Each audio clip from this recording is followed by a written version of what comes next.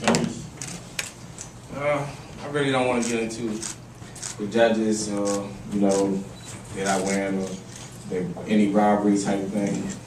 I'm gonna just say this: I love boxing. I love being in the ring. I was happy and blessed that I was able to go out there, put on a good performance, and leave safe.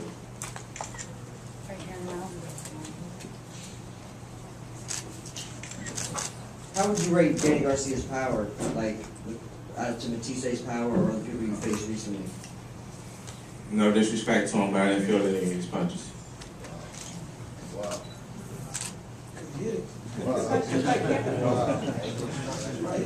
Did you feel that there was anything else you, other than to say knock him out, is there anything else you would have done differently that might have secured a victory? I felt like I should have went to the body more. Normally that's my forte, but it was a bit awkward at first, and I just had to tell myself to just throw it anyway. He kind of come down with his head, and I felt like we would have a head clash if I, sat down on my body shots the way I normally do. So I kind of stayed away from it early, but eventually I was just like, man, I just got to throw it regardless of what, and so I just started going to the body. But I should have started a little earlier with the body shots.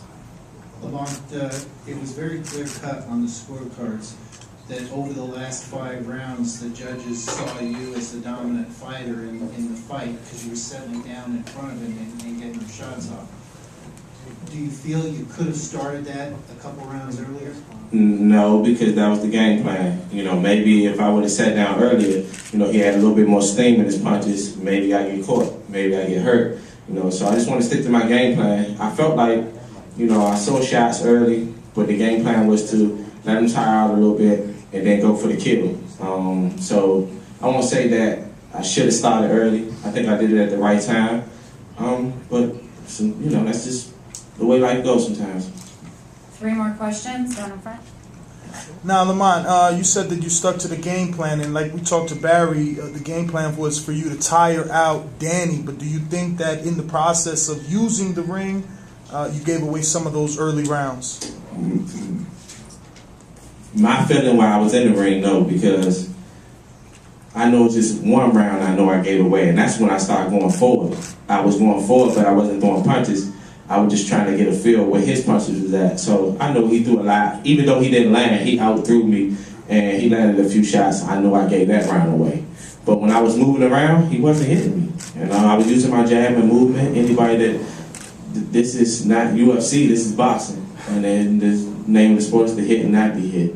And I got some jabs off, and he pretty much couldn't hit me. So I wouldn't say I gave him away. I just used a different strategy. You remember the De La Hoya Trinidad, same thing. I mean, we can go there and go back and forth, whatever. I made my decisions, me and my trainer made a decision, for a game plan, and we stuck to it. And, at the end of the day, you got to live with the results. How legendary was it for you to use the shuffle and the bolo in front of Ray Leonard, and was that by design or improvised? I mean, sometimes when I get comfortable in there, I get a little loose, and I watch a lot of tapes on Ray, so naturally I'm going to go to those type of shots. I should, if I felt like I could have did more showmanship, while I was boxing. Maybe that would have swayed the judges to give me them early rounds, because it seemed like they didn't. You wouldn't have got no rounds then. but overall, that's just me, and that's just what I do. And again, I'm just happy to just be able to get in the ring and show my skills. Final question down in front. Lamont, you've spoken for some time now about what it takes for you to make 140, and you said after this fight that you are considering moving up to 147. Why are you considering that, and what is it like for you now, boiling all the way down to 140, or in this case, 143? 147 for me is really out of curiosity. I just wanted to see how I feel.